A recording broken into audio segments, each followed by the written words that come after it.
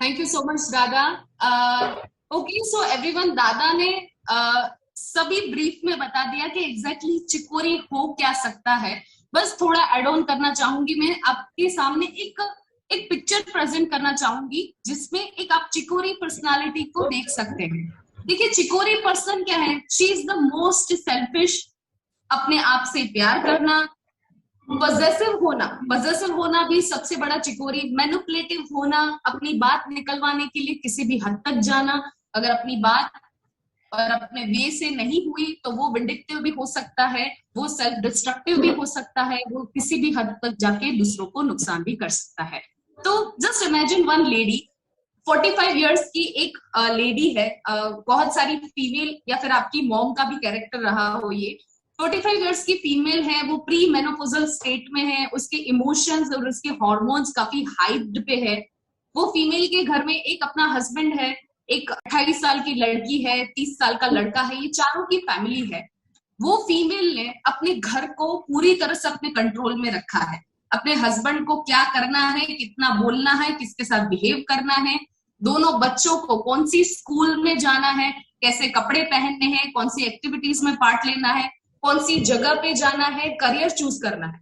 मतलब ये सारा कुछ वो 45 इयर्स ओल्ड लेडी ने सब कुछ अपने आप के अंडर में कंट्रोल कर रखा है।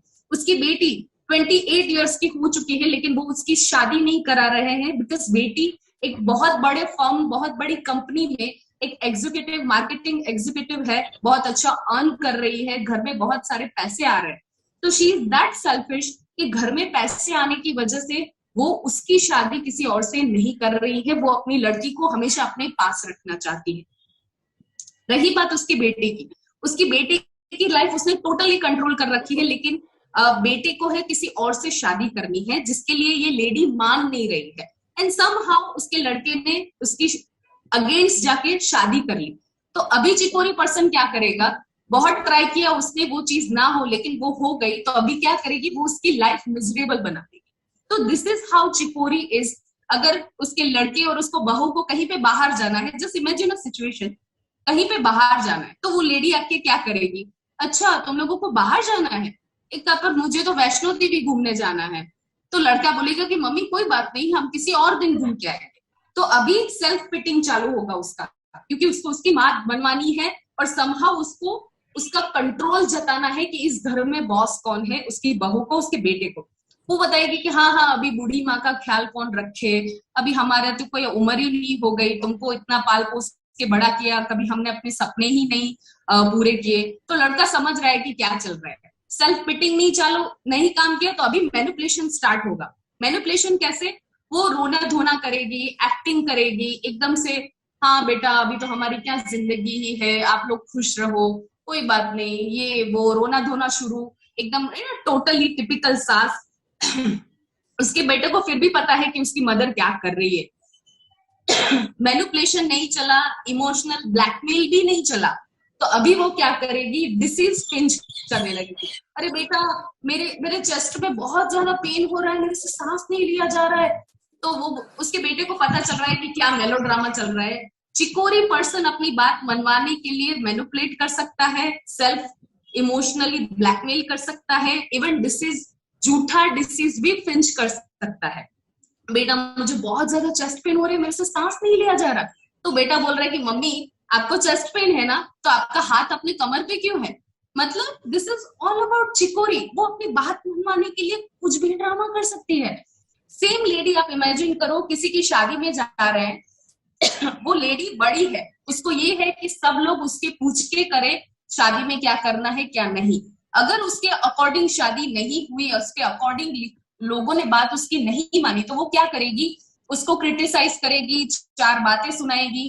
तो आप इमेजिन कर रहे हो ऐसी लेडी को कि कहीं पे किसी की शादी में सबको रूम अलॉट हो रहे हैं, तो सबसे बड़ा रूम हमेशा अपने लिए रखेगी, भले ही किसी और लोगों को फैमिली हो जिसको छोटे कमरे में डिस्कम्फर्ट हो, लेकिन बड़ा कमरा अपने लिए, ट्रांसपोर्ट में सबसे अच्छा और नीचे वाला बर्थ भी अपने लिए। अगर कहीं पे बाहर जाएगी सब्जी वालों के पास, तो इतनी ज्यादा सब्जी खरीदेगी, लेकिन वो जो फ्री का धनिया है उसको उसको उसमें ज्यादा इंटरेस्ट है। तो चिकोरी इज समथिंग कि जरूरत से ज्यादा लेने की जिसको आदत है, जैसे सब लोगों ने बोला कि क्लेप्टोमेनिया, जो steal, there is a constant desire to steal something, तो वो स्टीलिंग है, वो this is not chicory, this is cherry plum, because the kleptomania is a mental illness. जैसे दादा ने बताया कि लेडी क्या करेगी, चुराएगी नहीं, लेकिन उसको ऐसा लगता है कि ये मेरा हक है। बड़े से होटल में जाएगी तो वहां पे आपको बेदिंग किट मिलेगी, तो वहां से शैम्पू है, वहां से सोप है, वहां से सॉल्ट है, तो वो सारी चीजें अपने पर्स में डाल देगी क्योंकि उसको ऐसा लगता है कि ये हमारा हक है, ये हम घर पे लेके जाएंगे।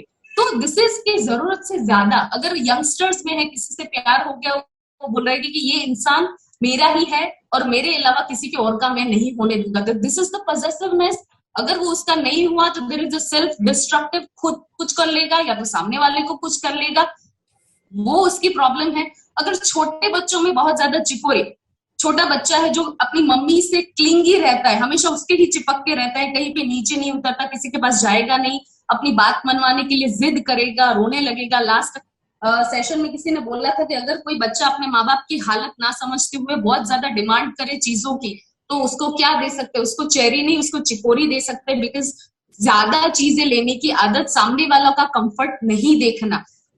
वो बच्चा जाके बहुत बड़ा अपना केक का पीस उठा के लेगा, दादा ने बोला जैसे वो अपना खिलौना किसी के साथ शेयर नहीं करेगा।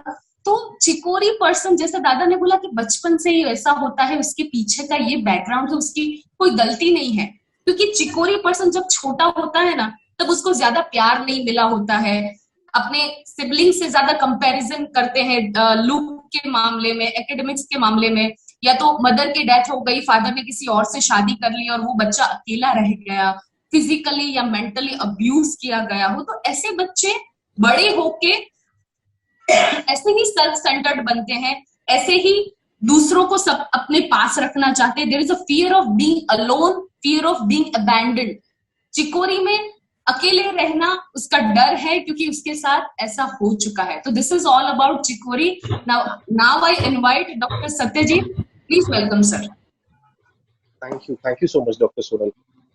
सबसे पहले तो it's great honour to share screen with दादू, एंड बहुत अच्छा लगा। बहुत से इंपॉर्टेंट पॉइंट्स तो ऑब्वियसली दादू ने और डॉक्टर सोनल ने कवर कर दिए हैं।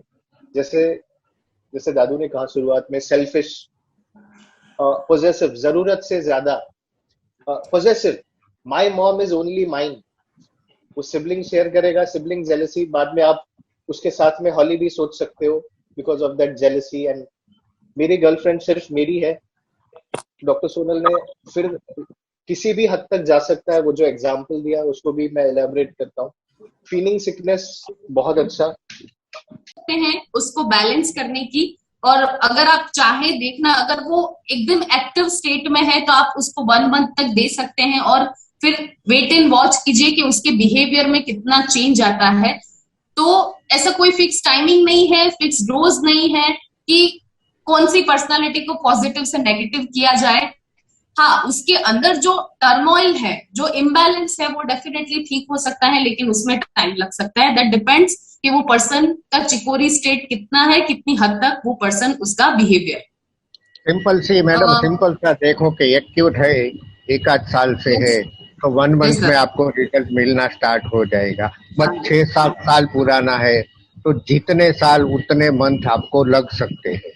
रही बात डोज की, तो रेगुलरली होम्योपैथी के जैसे TDS कॉमन डोज होता है, पर जरूरत लगने पर आप 10-15 मिनट से या आवरली भी दे सकते हो। हाँ, अगर जरूरत पड़ी है तो आप बॉटल में भी ड्रॉप्स डाल सकते हैं, पूरे दिन में सिप करते जाइए बॉटल से। अगर और क्रॉनिक है तो इट माइट टेक मंथ्स, और अगर नया ही है अपने तो फिर वो जल्दी भी हो सकता है। It depends on patient to patient.